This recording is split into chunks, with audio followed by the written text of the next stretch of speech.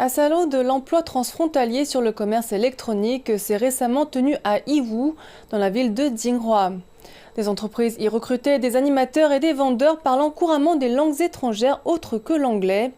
Depuis le début de l'année, la province orientale du Zhejiang a vu la popularité du commerce électronique transfrontalier s'accroître, ce qui a généré une demande accrue de streamers dotés de compétences en communication internationale.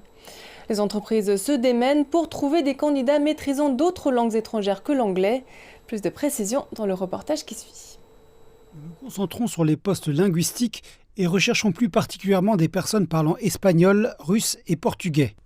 À elle seule, cette entreprise a 400 postes à pourvoir pour des locuteurs de langues étrangères autres que l'anglais.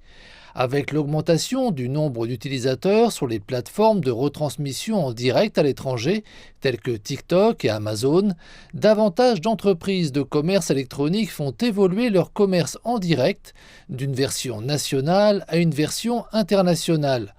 Pour tirer parti de cette tendance, l'entreprise a réorienté 60% de son activité principale de vente en gros vers la vente au détail transfrontalière.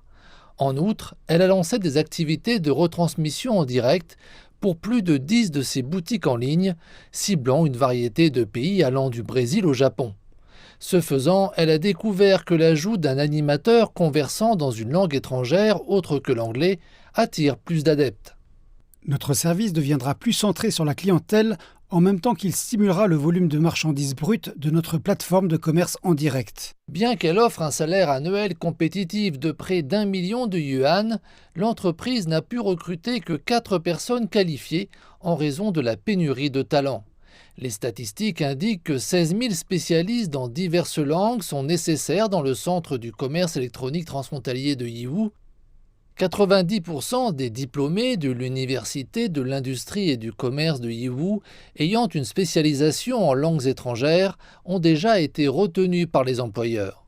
Au cours des 8 dernières années, le volume des transactions de commerce électronique transfrontalier dans la zone pilote de commerce électronique transfrontalier de Hangzhou a été multiplié par 1000, alors que le nombre de professionnels des langues étrangères non anglophones n'a pas suivi le même rythme.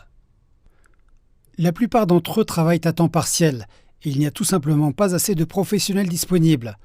Transférer des streamers non locaux à Hangzhou pour le travail serait également trop coûteux. Les établissements d'enseignement du Zhejiang explorent actuellement de nouveaux modèles de formation des talents qui intègrent de multiples compétences. Par exemple, les universités de la ville de Chuzhou proposent désormais un cours facultatif de langues étrangères pour le commerce électronique transfrontalier.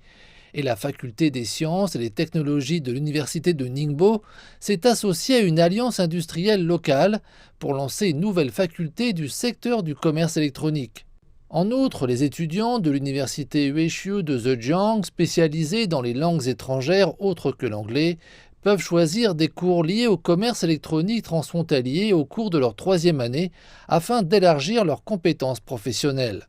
La province du Zhejiang a l'intention d'encourager l'ajout de cours sur le commerce électronique transfrontalier dans les filières linguistiques, dans le cadre d'un effort visant à former des personnes plus qualifiées pour ce secteur.